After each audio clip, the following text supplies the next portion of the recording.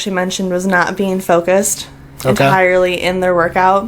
We live in a world of distraction and stimulus, so we have our phone.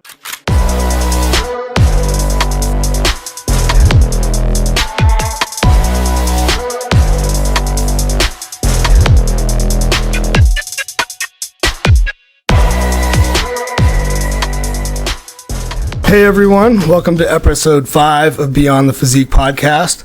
Today we're talking about making space for your goals. I'm joined by Sabrina Didado.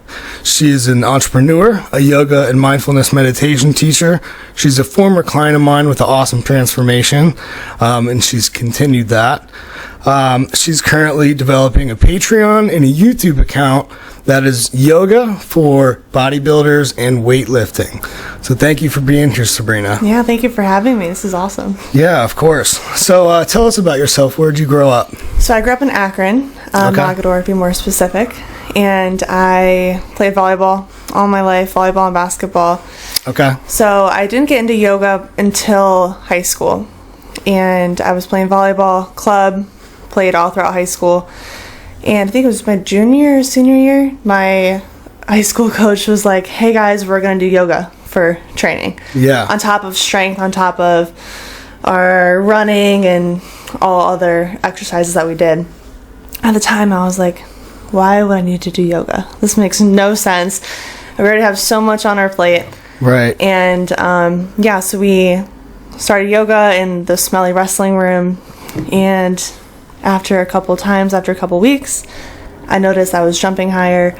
I wasn't as sore after practices or after games, and my endurance skyrocketed. It was crazy.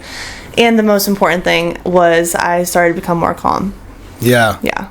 So do you think that it was like the calm part allowed you to be better in the gym because you were recovering better? Yeah. And then obviously like the physical too, like you're stretching more and definitely holding poses and stuff requires you to do things differently than lifting weights. Yeah, so it also added a lot more patience to me as well. So even in the gym when we were working out, after games or on our off days, we were training, and I could tell, wow, like I am much more present. I can feel what I'm working on instead of just going through the motions. And a really big thing too was I was recovering a lot better. I wasn't as sore. Yeah. Again, I could jump higher. That was the one thing I was like, oh my gosh, I could get so much higher on the net. It was awesome. Yeah. That's cool. That's funny you mentioned like being able to feel your workouts, because like I say that like working out for me is like meditation in motion. Yes. Because like for me it's like whenever I'm say doing like a lat pull down, like I'm just focusing on squeezing all the fibers in my lat like on the way down, and like I'm really present with the the motion. That's why I get like super irritated when people like want to talk during my set. I'm like, I'm in my zone. Like I really am. Like I'm trying to feel every muscle fiber in my back, and and then you apply that like total focus to something. I think that it applies to other things. Okay, so you obviously fell in love with yoga for yourself. So what inspired you to start giving that to others? What's inspired you to start teaching? So, to reiterate, I've been practicing for about 10 years total. It was in 2013, 2014 was when I started. And it wasn't until I went to college, I had a couple yoga teachers, and I was thinking, wow, like you guys are so inspirational. And I have so much knowledge too. I would be taking what I learned in class back to my roommates, and I would be doing like mini breathwork sessions, mini meditation sessions, and they were all saying, Sabrina, you should do this. And I've always been spiritual and just kind of out there, I guess. And I was thinking, what a good way for me to preach almost. Yeah. Is to be a teacher. Yeah, definitely. Okay. That makes sense. So when people think about mobility, a lot of times they think of like, your bent over hamstring stretch or like your passive range of motion. So with yoga, it's about passive and active range of motion, if there's anything I know. Could you just explain the difference between those? So, with yoga, there's different types of yoga too. And, you have your hot power yoga, And the type of yoga I teach is called yin yoga, Y-I-N. And we do mostly passive, but we do some active as well. So with passive stretching, you use outside force to kind of help you get into your range of motion, into your flexibility. So for example, I don't know if we have room to do this, but we can even just do a little example here. Place your foot above your ankle like this, or above your knee. Kind of see how I lifted my foot up and did that? Yeah. That's more passive, because you're actually helping you to get in that.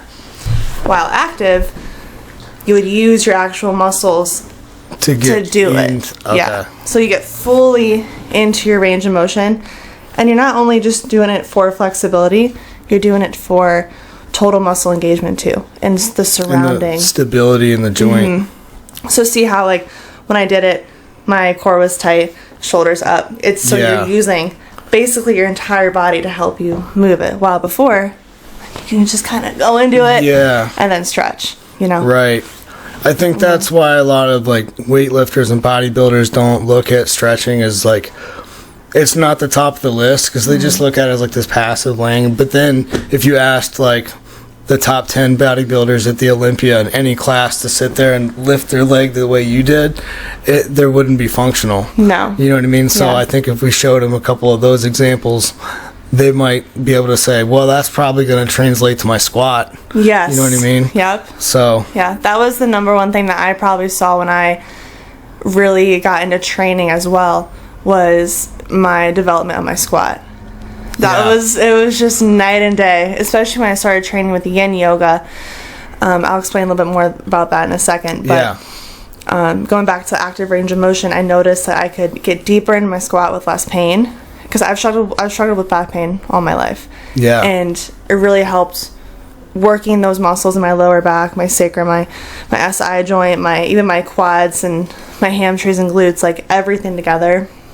I could tell I was sitting deeper. It was more comfortable. I had less pain. Yeah. And it is uncomfortable doing it at first, because a lot of people, that's why they don't want to do it, is because, well, I'm bad at it. Right. And it is uncomfortable, but after you push past that, then it starts to become more eye-opening and expanding. Yeah, I could see that.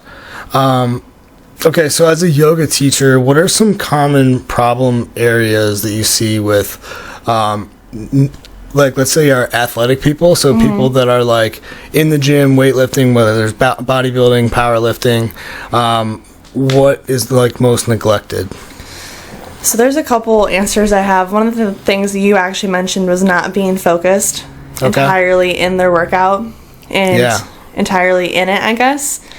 You can just tell people. Man, that's a really good one. I was sitting here thinking, is it shoulders or hips or wrists? And you're thinking they're total focus. And boy, you're okay. That's awesome. Total focus. Yeah. And just being in it in general, because I know a lot of people. I don't know. Like we live in a world of distraction and stimulus. So we have our phones right here. We have our music. We have our friends or someone attractive or what we're wearing. So we're not 100% in it. Yeah. And that's one thing I really see people struggling. That makes a lot of sense. I could totally agree with that. It's not something that maybe I noticed until you said it. Yeah. But boy, that was a big light bulb moment for me. That's one thing yoga really helps with, is just getting you into the moment, and just especially with your workouts. So you briefly described a couple different kinds of yoga. Can you give us some wave tops of the types? Yeah. So first of all, I'm going to ask you a question too to counteract that. What do you think of whenever you hear yoga? Like, what's your... most recently is hot yoga at Powerhouse, where it's actually Bikram yoga. Yeah. So I'm familiar with that. Yeah. And then I've done vinyasa as well. Yeah.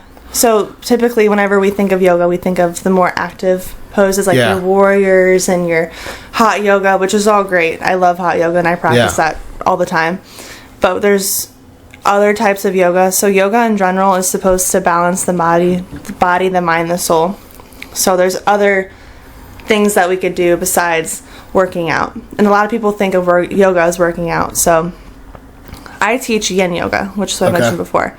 And that targets the fascia, which is something that we're probably going to talk about too. Heck yeah. So, and yin yoga, we hold poses for about 3 to 10 minutes. Depends on what pose we're holding and what target muscle we're stimulating, and we sit in that. So for example, we might be sitting in a pose like this for 5 minutes. Yeah. And that opens up a lot of things, not only with the muscles, but with our own selves, our comfortability, our mind. Her mind starts going. But yeah, there's yin yoga, there's vinyasa yoga, then you have your meditation, your breath work, and your restorative, which restorative, you basically just kind of chill there and lay and just let your body Would you say that's unfold. More of like a mindfulness type practice than the restorative? So you mentioned like a 3 to 5 minutes on those stretches. So I've looked into some studies and stuff, and for me, like the stretching aspect, I try to get people to hold things for pretty long periods of time.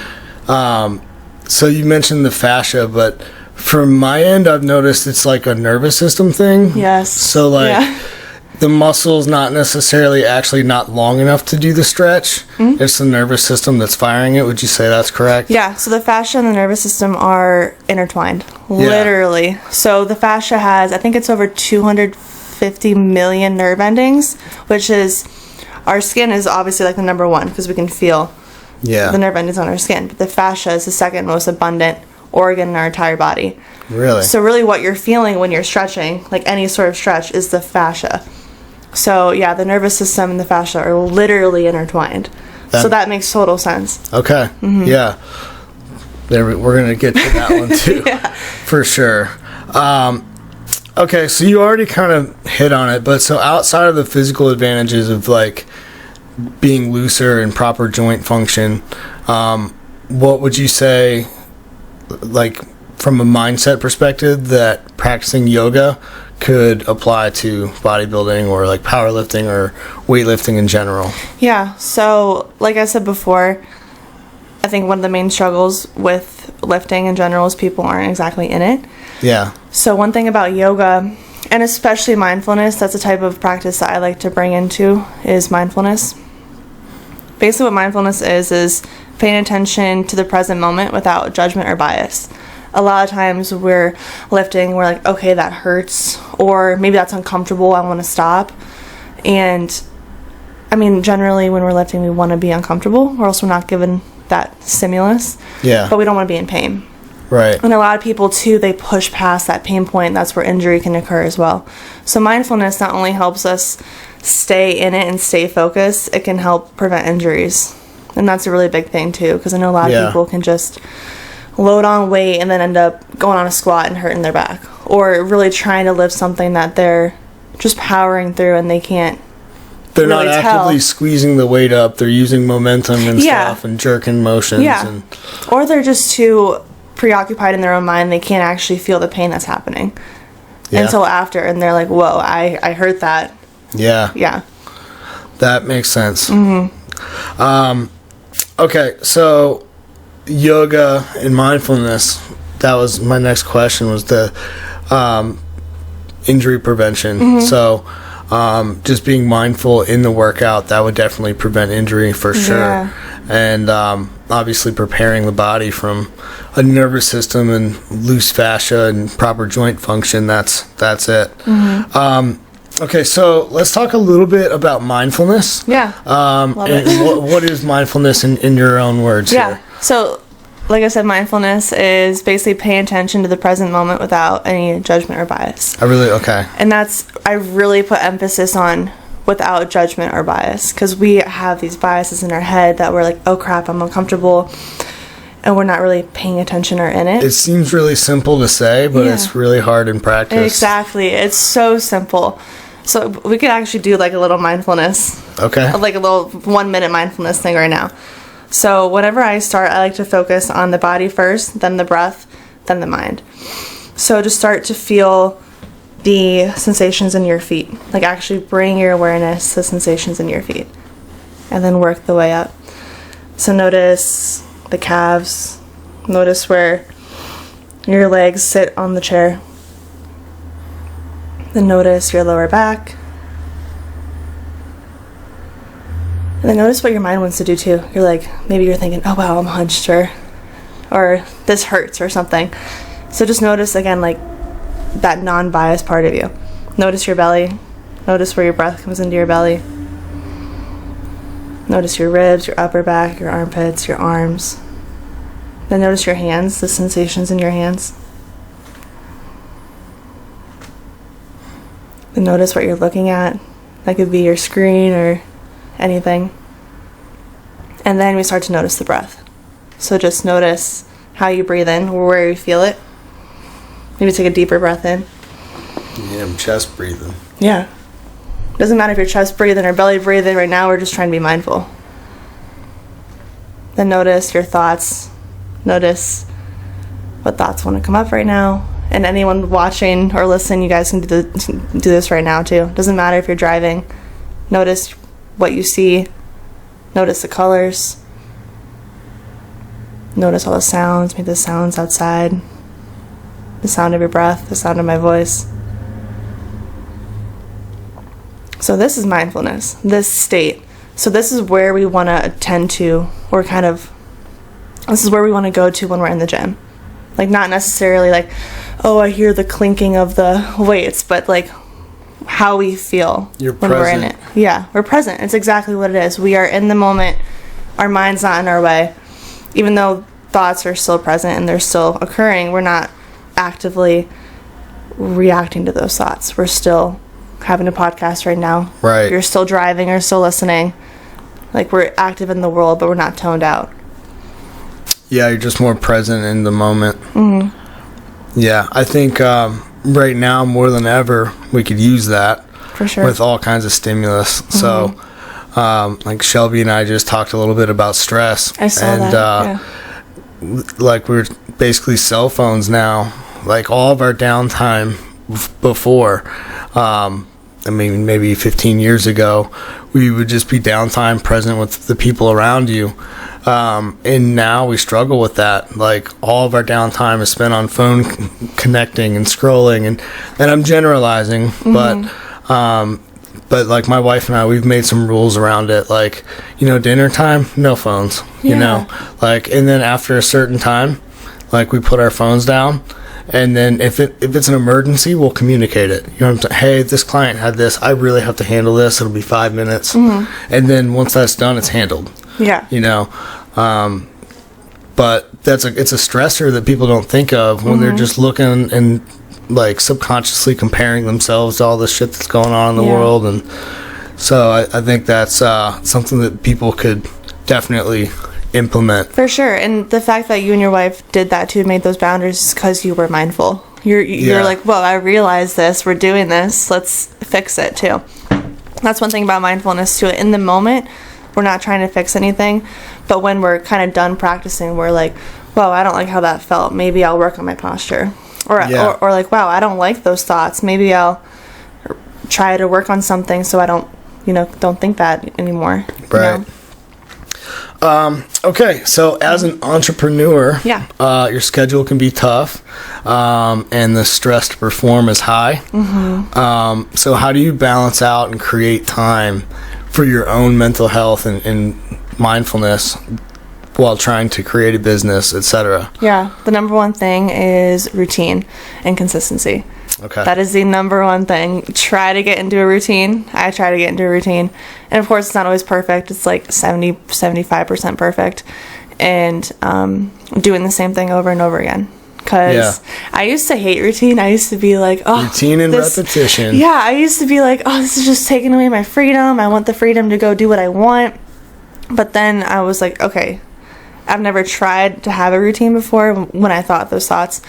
And I was like, let's just try it. Because you can't knock it until you try it. But routine ultimately gives you freedom. Yes. Until I did it, I was like, well, I feel more free. I'm not as stressed. Yeah. So, for example, like an average day, and this is about 5 days out of the week. Some days on Saturdays I do this. I wake up, go for a walk, eat my breakfast, take my vitamins, meditate. And I have like this morning routine that's perfect and I love it and I wouldn't trade it for the world. Amazing. Yeah, it's beautiful. But it took me so long to get there. Yeah. I'm working on developing my own morning routine right now. Basically the biggest part of my routine is don't touch my phone until I'm ready for the day. Mm-hmm. Because I will get distracted. Yes. I'll see all the problems that happened and I'll try to handle those before my teeth are even brushed. Yeah. I'll be like brushing my teeth trying to like text people back like, and then I'm stressed, and then it's my own fault. And then you go throughout your day in that same state. So I've started putting the phone away and having a little more. But so, like in a morning routine, what are some things that you would say is important to have in there? Definitely some mindfulness practice. It doesn't have to be sitting and meditating for 20 minutes or something. Yeah. But being present. And I think the amazing thing to do is to not be on your phone. So whether you wake up with somebody, actually talk to them or hold them or something and just be mindful, or eating your breakfast, like actually noticing the colors on your plate, the feel of your fork, and like the taste of your food. Yeah. Or your water. Again, it doesn't have to be something grand, or just notice your morning shower. Just be more mindful. Yeah. Just notice more. So I definitely think a lot of people think mindfulness meditation takes 20, 30 minutes out of your day where you have to be completely quiet, and people say that they're too busy and they don't have time, but you're kind of showing us that this is something that you can do while you're being productive. Yes. It's just a mindset shift. It's really not actually something to add on. And one thing I learned in my teacher training was this is not something that you add on. You're actually taking stuff out of your life. So you're taking out your phone, you're scrolling, you're taking out all those multitasking things in your brain going on. Like you're kind of just stepping back instead of adding it on. So it's more passive in that sense. Right. And that takes a lot of stress off of us because we're like, cool, I really don't have to do anything. I just got to notice and be here. Yeah. So it's not like a reaching thing. It's more of a let's just be here. Yeah. That's awesome. Okay, so the fitness space, just in general, it's pushed out there pretty hard. Like, it's all about hard training. It's all about, no days off and no sleep, you know what I'm saying? Yes, I do. And there's not enough emphasis, in my opinion, on stress reduction and recovery. So, in your opinion, what are some things we can do to improve recovery and reduce our stress from day-to-day life? Yeah, come to yoga. Come to class. Again, just taking time to come out of your own life, if that makes sense. Or just to kind of just step back for a second. Again, even if it's 10 minutes of just, instead of scrolling on Instagram for 10 minutes, which I know you and I can easily do, and then we're like, whoa, 10 minutes goes by. Take that 10 minutes to just sit on the floor and maybe go through a couple active or passive stretches, and then kind of compare. And you're like, whoa, how would I feel after 10 minutes of Instagram versus that? So it's little things like that that can really make a difference in our recovery too, because once we do things like that, we're like, whoa, I want to do more of it. So it's a snowball effect. But you have to be mindful enough to start that. Yes. That's for sure. So that's where conversations like this come in place. There we go. Hopefully spark that light bulb. Yeah. Hope you guys are listening. Okay, so fascial adhesions.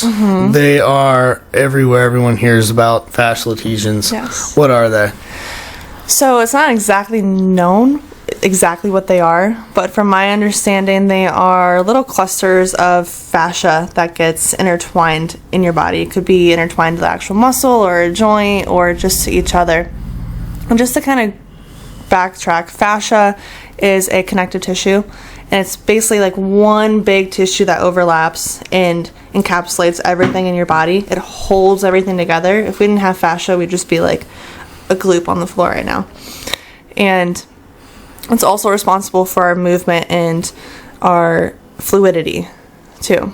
So again, like we need the fascia to support, but also to move. So it's a really awkward, kind of weird organ or tissue, I guess.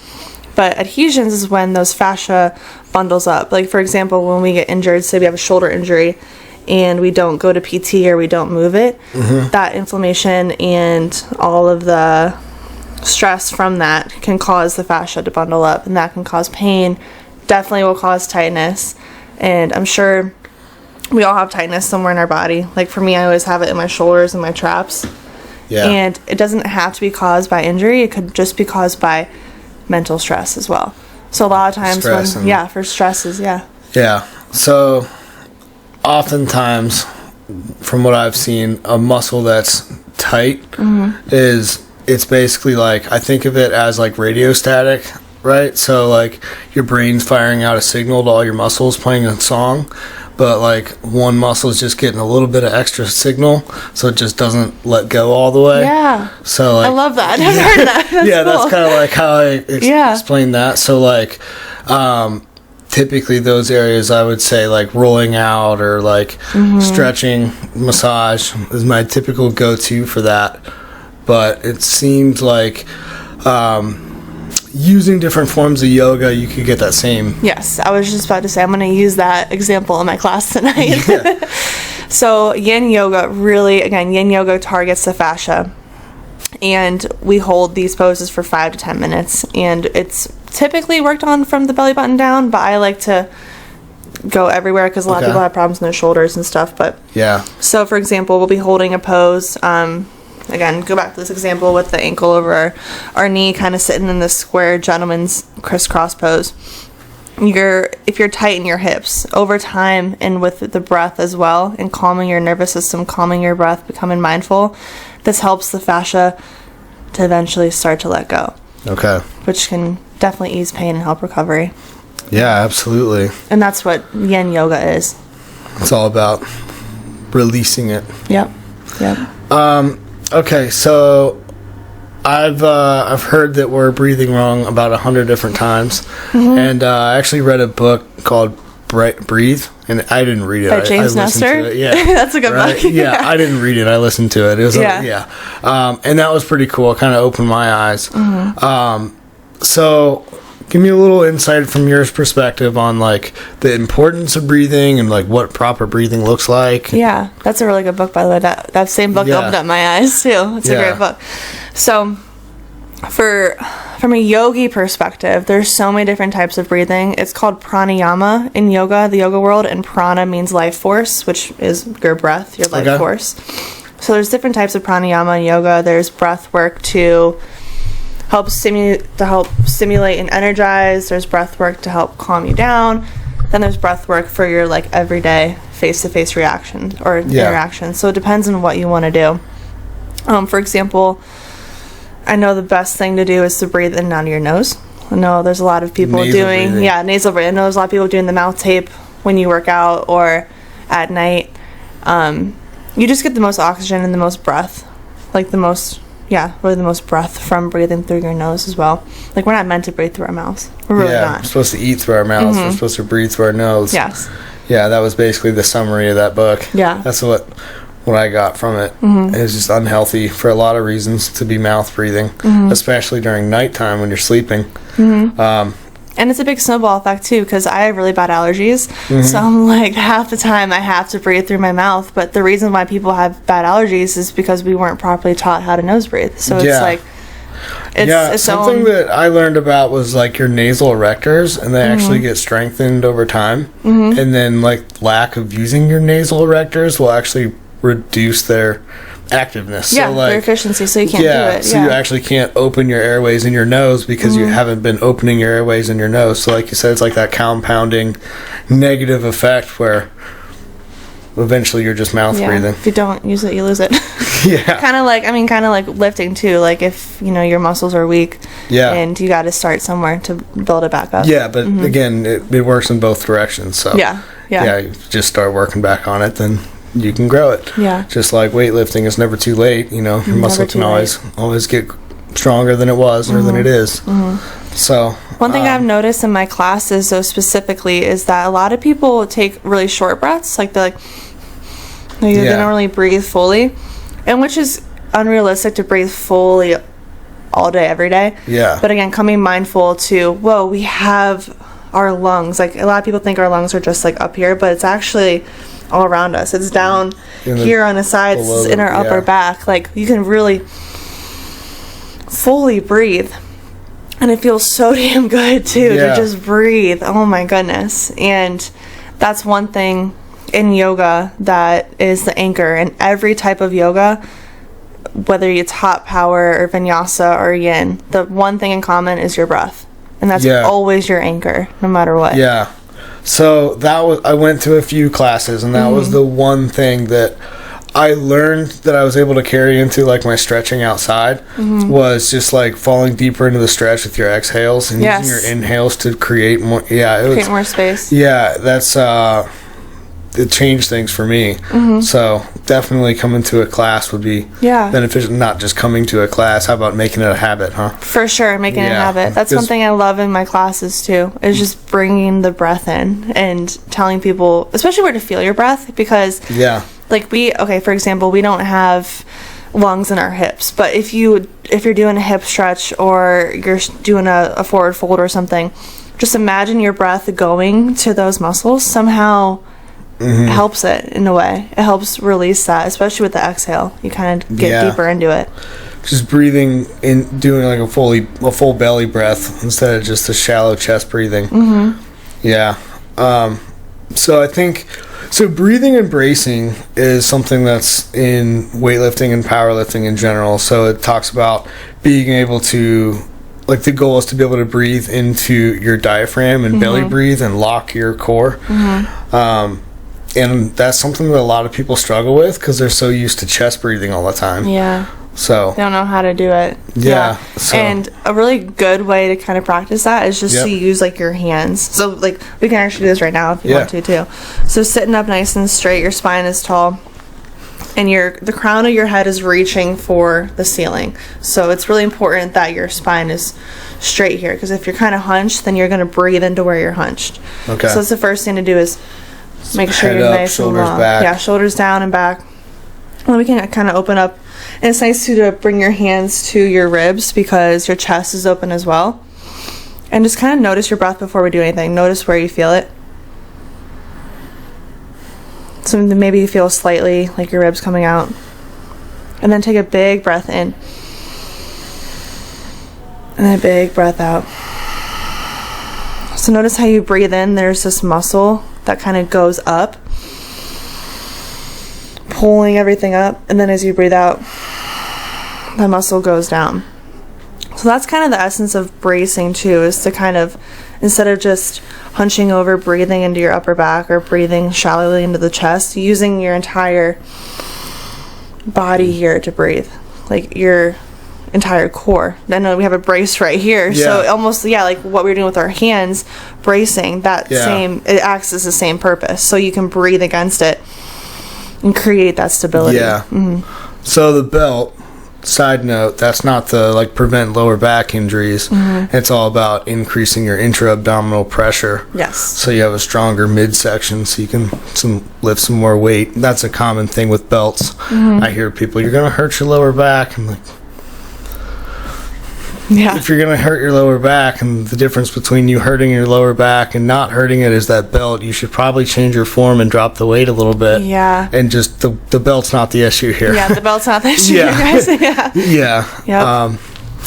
Okay, so for people dealing with just a lot of life stress, what are some basic tips that you would give them to reduce their life stress or reduce their basically the symptoms of life stress? So there's a lot of different things that you can do to manage stress, but the number one thing, which I think we've talked about this a lot today already, is just being mindful of it. So actually accepting it in the first place. A lot of people don't really want to accept it. They're like, you know what, I have a lot of stress, and then they'll just keep going. But actually to sit back and be like, whoa, I am stressed and it's making me feel like X, Y, and Z. So almost kind of like writing it out like a math equation. Like, I feel this way because of this.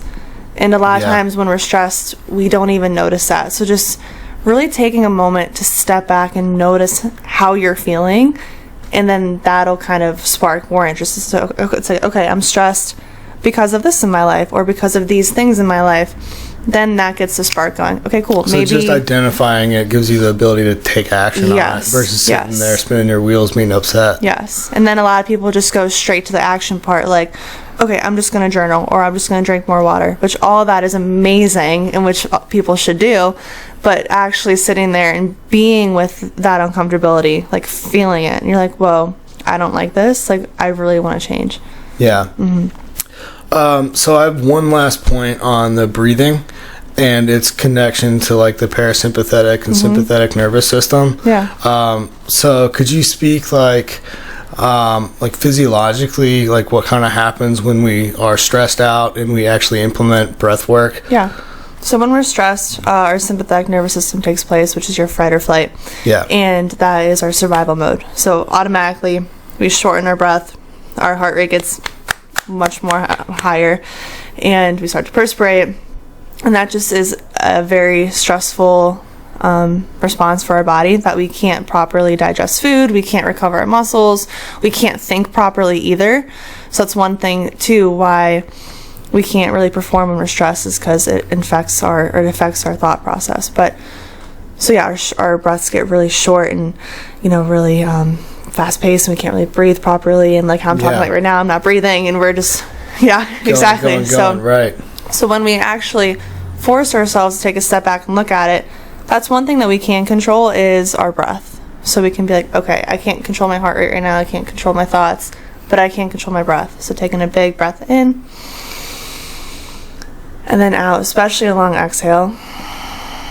That alone helps lower the heart rate, starts to get us into that parasympathetic state, which is at rest and digest. So a lot of times people don't have control over the stressors, but you do have control over your breath. And then just making that shift from the sympathetic to the parasympathetic allows you to kind of see through the rain a little bit, so you can make better decisions. And the fog starts to go away. Yeah. And again, it's just from controlling your breath, and that's really all that you have to do, especially when you're in that panic state. The only thing you should focus on is just controlling your breath. Yeah. That's important. Well, awesome. I really appreciate you being here today, Sabrina. Thank you so much. Yeah, we've talked about all kinds of stuff.